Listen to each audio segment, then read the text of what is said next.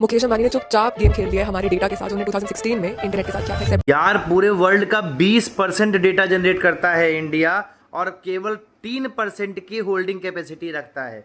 तो ऐसे केस में अगर हमारे पास इंडिजिनस डेटा सेंटर्स होंगे तो उसमें क्या गलत है?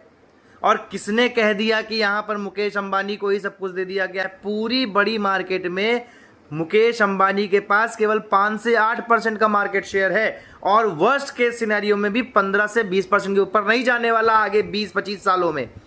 उसके बाद आ जाए तो हमारे यहाँ पर जो डेटा सेंटर्स बना रहे हैं वो हाइपर स्केलर्स या जो बड़ी टेक कंपनीज है वो खुद बना रही हैं। उनके लिए इंसेंटिव्स दिए गए हैं, कोई फ्री रिसोर्सेज नहीं दिए गए हैं, ना ही बिजली फ्री दी गई है, ना ही पानी फ्री दिया गया है। इंसेंटिव्स का मतलब होता है टैक्स बेनिफिट्स दिए गए हैं और ये टैक्स बेनिफिट्स हर तरीके के हैं। उसके बाद किसने कह दिया कि केवल इंडिया ऑप्शन है? भाई मैंने तो पढ़ा है कि लैटिन अमेरिका भी ऑप्शन है, यूएस खुद बना रहा है, यूएस के पास 5400 प्लस डेटा सेंटर्स है, यूके भी खुद बना रहा है, सिंगापुर, मलेशिया, इंडोनेशिया, अफ्रीका तक बना रहा है अपने डेटा सेंटर्स, मिडिल ईस्ट अपने डेटा सेंटर्स बना रहा है और कह रहा है कि भैया तुम हमारे यहाँ डेटा स्टोर करो।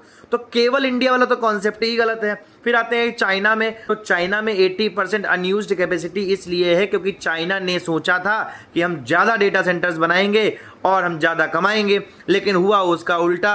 दूसरी चीज़ उन्होंने मॉडल रखा था eastern data western data centres का, यानी कि डेटा ईस्टर्न एरिया में जनरेट होगी और वेस्ट के प्रोविंसेस में हम डेटा सेंटर्स बनाकर स्टोर कर लेंगे, लेकिन कंपनीज को लेटेंसी आ रही। उसके साथ साथ डीप सीक के आने के बाद जो डेटा सेंटर्स की कॉस्टिंग होती थी वो रिड्यूस हो गई थी। उसके बाद इंडिया के लिए कंपनियों का इतना पॉजिटिव रिस्पॉन्स क्यों है?